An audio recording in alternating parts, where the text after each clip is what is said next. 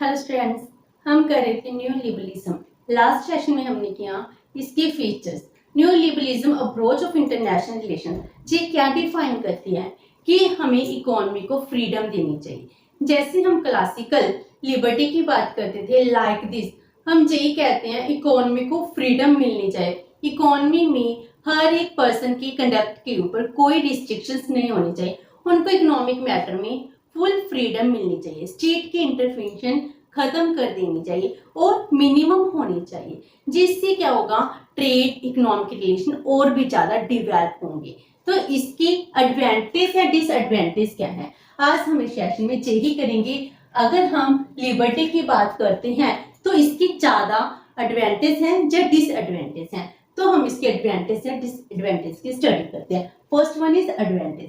First one is higher level of investment. अगर हम new liberalism की बात करते हैं, इससे क्या होता है, फ्रीडम मिलती है तो लिबर्टी मिलती है। इससे क्या होता है, new and more productive resources में इन्वेस्टमेंट होती है, जिसमें प्रोडक्शन कैपेसिटी फुल यूटिलाइज होगी। हम और भी ज्यादा इन्वेस्टमेंट करते हैं। अगर हम इकोनॉमी में इन्वेस्टमेंट करते हैं, इससे एम्प्लॉयमेंट जनरेट होती है, इनकम जनरेट होती है, जिससे पूरी इकोनॉमी को बहुत ज्यादा बेनिफिट्स मिलते हैं। इसीलिए हम ये कहते हैं अगर न्यू लिबरलिज्म होगा तो इससे बहुत ज्यादा प्रोडक्टिव रिसोर्स को यूटिलाइज किया जाएगा, इसमें इन्वेस्टमेंट होगी। हम सिर्फ डोमेस्टिक इन्वेस्टमेंट ही नहीं करते, फॉरेन इन्वेस्टमेंट भी इंक्रीज करते हैं, क्योंकि फ्री फ्लो ऑफ कैपिटल होता है। Foreign direct investment, portfolio investment भी जहां पर आती है, जिससे डेवलपिंग कंट्रीज और भी ज्यादा फास्ट रेट पर डेवलप कर सकते हैं। तो इसका एडवांटेज क्या हो गया, हम और भी ज्यादा अच्छे से डेवलपमेंट कर सकते हैं। Number 2, intellectual property rights. It means क्या है कि अगर हम WTO की गाइडलाइंस देखें, उसके अकॉर्डिंग हमें इंटेलेक्चुअल प्रॉपर्टी राइट्स मिलते हैं, जैसे GI टैग्स मिलते हैं। इसमें क्या होता है कि अगर मैंने कुछ नया डिस्कवर किया है, नया फार्मूला बनाया है, नई मेडिसिन बनाई है, तो मुझको क्या मिल जाएगा, उसके ऊपर कॉपीराइट, मेरा पेटेंट मिल जाएगा, जिसको मैं यूज कर सकती हूँ। इसका बेनिफिट क्या होता है, नई रिसर्च होती है, नई इनोवेशंस होती है। अगर मैं कुछ नया इनोवेट करती हूँ, उसके ऊपर मेरे बहुत करोड़ों का खर्चा है, अगर वो सक्सेसफुल हो गया तो मैंने जो नया फॉर्मूला बनाया था उसका बेनिफिट मुझे मिलना चाहिए। तो इसमें कहते हैं exclusive right over the use of his creation for certain period of time. अगर मैंने कुछ नया इनोवेट किया है तो सर्टेन पीरियड ऑफ टाइम के लिए मुझे क्या मिल जाएगा, उसका एक्सक्लूसिव राइट मिल जाएगा। जैसे हम कोविड-19 की बात करते हैं, जिस कंपनी ने कोविड-19 की मेडिसिन बनाई है, वो फॉर्मूला सिर्फ उसी कंपनी के पास है, तो उसको क्या मिल सकता है, इंटेलेक्चुअल प्रॉपर्टी राइट मिल सकता है, जिससे उसके बेनिफिट इंक्रीज हो सकते हैं। अब देखो डिमांड कितनी इंक्रीज हो गई है कोविड-19 की इंजेक्शन के लिए, तो इसके लिए हम क्या कर रहे हैं, बहुत ज्यादा पेमेंट कर रहे हैं। तो उन्होंने जितना एक्सपेंडिचर किया, अगर उनको राइट मिल गया कि वो फॉर्मूला शेयर नहीं करेंगे और सिर्फ वही गुड्स, वही मेडिसिन बनाएंगे, तो उसको बहुत ज्यादा बेनिफिट होगा।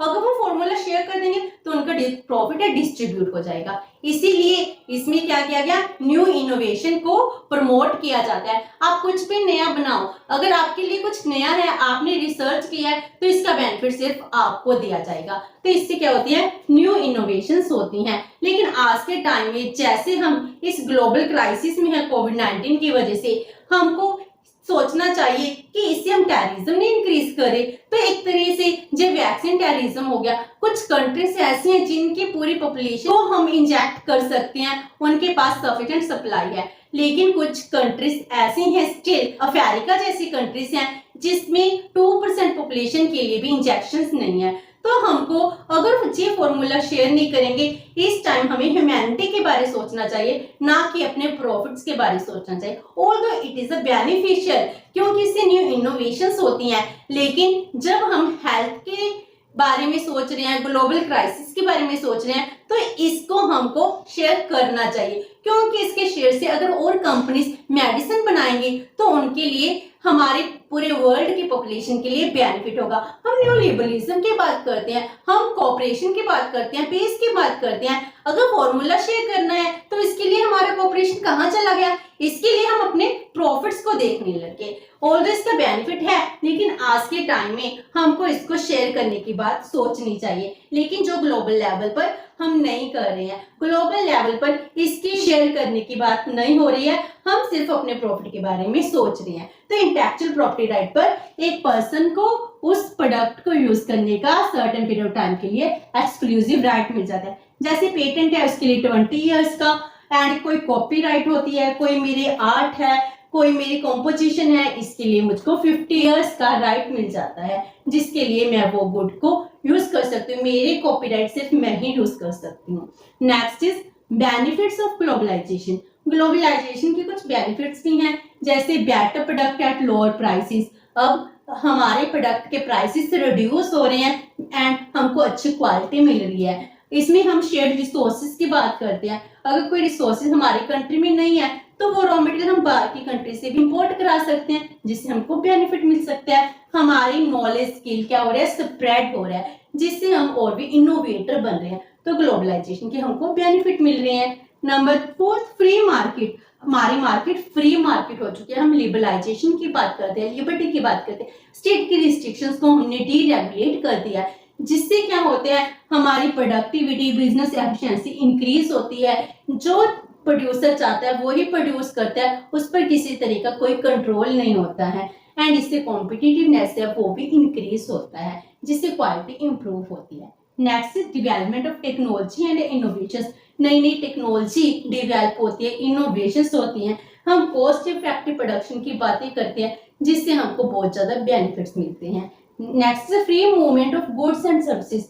जो गुड्स एंड सर्विसेज है एक कंट्री से दूसरी कंट्री तक फ्री मूव करती हैं। इससे क्या होती है, न्यू मार्केट एक्सेस होती है, हमें न्यू मार्केट्स का बेनिफिट मिलता है, जिससे क्या होते हैं, हम पूरे वर्ल्ड में ट्रेड कर सकते हैं, बेनिफिट मिल सकता है, वहां के लोगों को भी बेनिफिट मिल सकता है। जो प्रोडक्ट उनकी कंट्री में प्रोड्यूस नहीं हो रही थी वो उनका भी बेनिफिट उठा सकती हैं, जिससे हमको क्या हो सकता है, वेलफेयर इंक्रीज हो सकता है। तो ये थे advantage. And now disadvantage of liberalism. अगर हम बहुत ज्यादा लिबर्टी दे देंगे, फ्रीडम दे देंगे, तो न्यू लिबरलिज्म के क्या डिसएडवांटेज है, इसके क्या नेगेटिव इम्पैक्ट पड़ते हैं on the world level. First one is increasing inequalities. आज के टाइम में इनइक्वालिटीज इंक्रीज हुई है या डिक्रीज हुई? इनइक्वालिटीज इन फैक्ट इंक्रीज हुई हैं। अगर हम ग्लोबल लेवल की बात करें, डोमेस्टिक लेवल की बात करें, गिनी कोएफिशिएंट बहुत ज्यादा राइज किया है, जो इनइक्वालिटी को मेजर करता है। अगर आज से 50 इयर्स एगो की बात करते हैं, उस टाइम इतनी इनइक्वालिटीज नहीं थी जितनी इनइक्वालिटीज आज के टाइम में है। हम बार बार यही बात करते हैं, टॉप 1 रिचेस्ट पर्सन है, उनके पास वेल्थ का कितना प्रोपोर्शन है, मोर देन 50%, और जो पुअरेस्ट 60% है उनके पास 4 से 5% तक वेल्थ है। इट मीन्स क्या, इतने ज्यादा इनइक्वालिटीज जो न्यू लिबरलिज्म के पीरियड में ज्यादा इंक्रीज हुई है। तो न्यू लिबरलिज्म ने हमको क्या दिया है, पॉवर्टी, अनएम्प्लॉयमेंट, इनइक्वालिटी से इंक्रीज की है। सो हम ये कहते हैं इससे जो पुअर, मार्जिनल और वीकर सेक्शन ऑफ सोसाइटी है उनका बहुत ज्यादा नुकसान हुआ है। जो पहले मिडिल एज में थे वो मिडिल इनकम भी अब इन कैटेगरी में आने स्टार्ट हो चुकी है। तो इससे क्या हो रहे हैं, डिसएडवांटेज हो रहे हैं, इनइक्वालिटीज इंक्रीज हो रही हैं, ये गैप वाइड होता जा रहा है, ना कि रिड्यूस होता जा रहा है। Number 2, exploitation of developing countries. अब ग्लोबलाइजेशन हो गया। ग्लोबलाइजेशन में हम पहले डोमेस्टिक कंट्री की बात कर रहे थे, अब ग्लोबल लेवल की बात कर रहे हैं। ग्लोबल लेवल पे तो ये हो रहा है exploitation of the developing country. जो पुअर कंट्रीज है उनकी एक्सप्लॉयटेशन हो रही है। जैसे पुअर सेक्शन था उसकी एक्सप्लॉयटेशन हो रही थी, और पुअर कंट्रीज की एक्सप्लॉयटेशन हो रही है, क्योंकि डेवलप्ड कंट्रीज हैं जिनके पास सभी टेक्नोलॉजी है, रिसोर्सेज है, वो डेवलप करने के नाम पर उन कंट्रीज का प्रॉफिट अपनी इकोनॉमी में ले जाते हैं, अपने घर पर ले जाते हैं, जिससे वो और भी ज्यादा डिसएडवांटेज में आ जाती हैं। उनके जो नेचुरल रिसोर्सेज है उनको वो एक्सप्लॉइट करना स्टार्ट कर देती हैं, जिससे क्या होता है, डेवलपिंग कंट्री को नुकसान पहुंच रहा है। तो redistribution of economic power at the world level हो रही है, जिसमें नुकसान किसको हो रहा है, जो पुअर एंड डेवलपिंग कंट्रीज थी उनको नुकसान है। एंड इस रेस में डोमिनेंस किसकी है, जो डेवलप्ड कंट्रीज हैं, रिच कंट्रीज हैं, उनको ही बेनिफिट होगा। अगर मेरे पास रिसोर्सेज होंगे, मैं पुअर कंट्री में जाकर अपनी कोई नई इंडस्ट्रीज लगाऊंगी, उसमें जितना प्रॉफिट होगा वो मैं वहां पर क्यों इन्वेस्टमेंट करूंगी, मैं अपने घर वापस लेकर आऊंगी। अगर मैं कोई बाहर अर्निंग करने जाती हूँ तो सारा का पैसा वहीं खर्च नहीं कर आती, सारा के सारा पैसा मैं अपने घर पर लाने की बात करती हूँ। इससे क्या हो रहा है, डेवलपिंग कंट्री है, उनके जो स्केर्स रिसोर्सेज हैं हम उनको यूटिलाइज करते हैं, एक्सप्लॉइट करते हैं और उससे होने वाला प्रॉफिट रिच कंट्री से अपने कंट्री में वापस ले जाते हैं, जिससे बहुत ज्यादा नुकसान होता है। Number third, negative impact of globalization. हम कहते हैं इसका बहुत ज्यादा बेनिफिट्स हैं, लेकिन इसके ग्लोबलाइजेशन के बहुत ज्यादा नेगेटिव इम्पैक्ट्स तो भी हैं, जैसे फॉलिंग एम्प्लॉयमेंट ग्रोथ रेट। हम कहते हैं एम्प्लॉयमेंट जनरेट होते हैं, लेकिन एम्प्लॉयमेंट ग्रोथ रेट को देखें तो वो तो बहुत फॉल की है।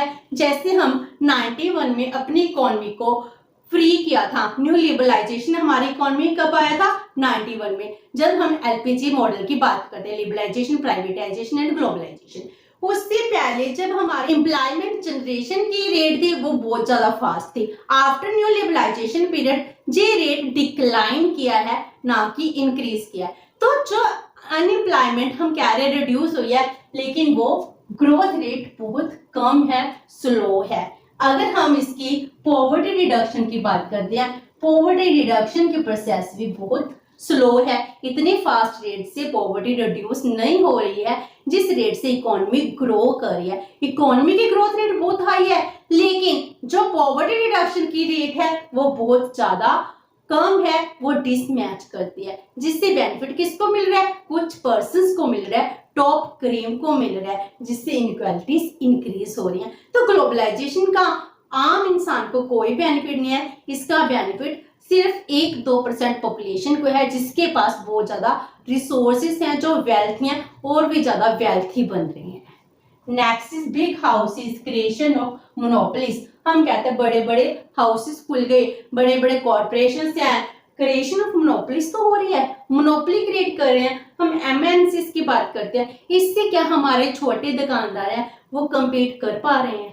एक हमारे विलेज में, हमारे शहर में छोटी सी दुकान है, उसका बिजनेस चल रहा है, लेकिन ऑनलाइन मार्केट की बात करते हैं, उससे क्या हो रहा है, उसका बिजनेस पूरी तरह डिस्ट्रॉय हो रहा है, उसके प्रॉफिट रिड्यूस हो गया कि एक छोटा आम इंसान वो बड़ी बड़ी एमएनसी से कम्पीट कर पाएगा, नहीं कर पाता। इससे क्या होता है, जो सेल्फ एम्प्लॉयड थे आज के टाइम में वो लो पेड जॉब में एंटर करते जा रहे हैं। हम आज के टाइम में हमारी माइंड की टेंडेंसी कितनी ज्यादा चेंज हो चुकी है।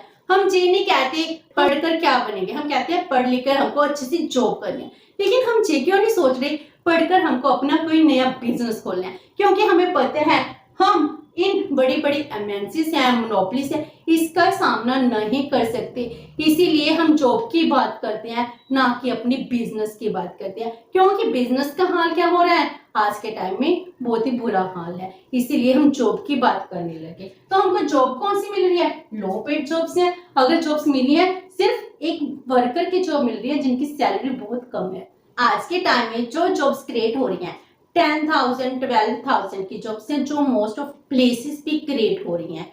अगर हम उसकी डिग्री की बात करें, एक पेरेंट्स ने आफ्टर 10th ही लगा लो कितना ज्यादा पढ़ाया है, उस पर लाखों रुपए खर्च कर दिया है, लेकिन वो साल में कितना कमा रहा है, 1.5 लाख।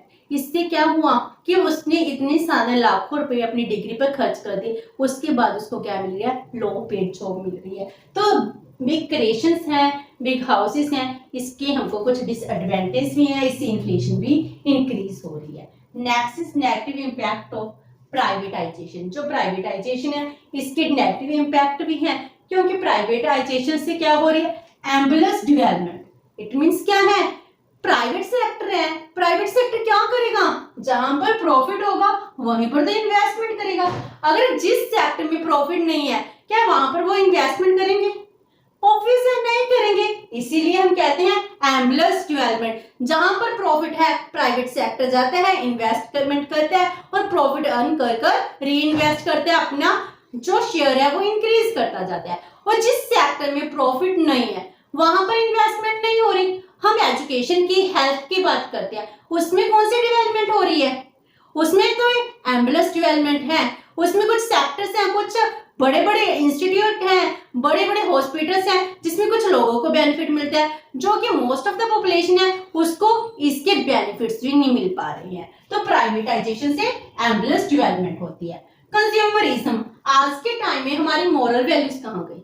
हम कस्टमर से कंज्यूमर की तरफ मूव कर चुके हैं। तो it is the change in moral fabric of the society.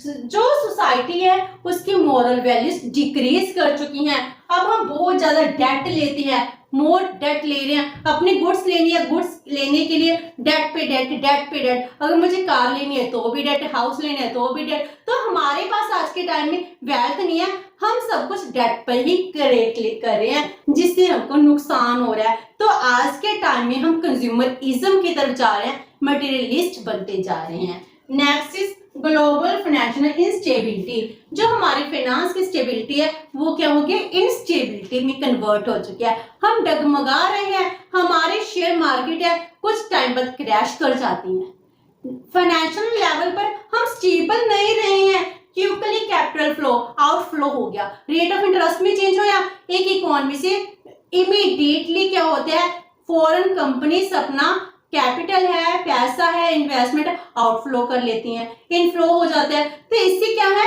Financial instability increase हो रही है। अगर ग्लोबल फाइनेंशियल क्राइसिस 2008 की बात करें, जिससे शेयर मार्केट कोलैप्स कर गई थी, जिससे ग्लोबल रिसेशन आया, पूरे वर्ल्ड पर आ गया, कितने लोगों की जॉब चली गई। इससे क्या होता है? आज के टाइम में एक इकोनॉमी में रिसेशन आता है तो उसका इम्पैक्ट पूरे वर्ल्ड पर जा रहा है। तो इससे हमको नुकसान ज्यादा हो रहे हैं, इसका बेनिफिट कुछ लोगों को हो रहा है। अगर टेक्नोलॉजी डेवलप हो रही है, टेक्नोलॉजी डेवलप के बेनिफिट हम सब लोगों को नहीं मिल पा रहे हैं। जो प्रॉफिट इंक्रीज हो रहा है कुछ लोगों का हो रहा है, तो इसमें इनइक्वालिटीज इंक्रीज होती जा रही है। अगर इसके साथ साथ न्यू लिबरलाइजेशन के पीरियड में अगर इनइक्वालिटी रिड्यूस होती जाए, इक्वालिटी इंक्रीज होती जाए, तो सभी लोगों को बेनिफिट्स मिल सकते हैं। तो हम ये कह सकते हैं न्यू लिबरलिज्म की पॉलिसी ऑल्दो अच्छी है, लेकिन ये सिर्फ कुछ लोगों का ही बेनिफिट देखती है। ये सिर्फ जो रिच पर्सन है, कैपिटलिस्ट हैं, उनके बेनिफिट के लिए ज्यादा है, आम लोगों का बेनिफिट रिड्यूस होता जा रहा है। लेकिन फिर भी आज के टाइम में हम न्यू लिबरलिज्म की पॉलिसी को अडॉप्ट कर रहे हैं, बिकॉज इस ग्लोबलाइजेशन एरा में हमारे पास इसके अलावा कोई और ऑप्शन भी नहीं रहा। आज के टाइम में हम क्लोज इकोनॉमी ना होकर ओपन इकोनॉमी में कन्वर्ट होते जा रहे हैं, जिससे हमको डिसएडवांटेज मिल रहे हैं। तो ये था new liberalism approach of international relations. Hope से कि आपको ये सेशन अच्छा लगा होगा। अगर आपकी कोई क्वेरी है तो post it in the comment box and video अच्छी लगी तो please like and share with your friends. Thank you so much and have a nice day.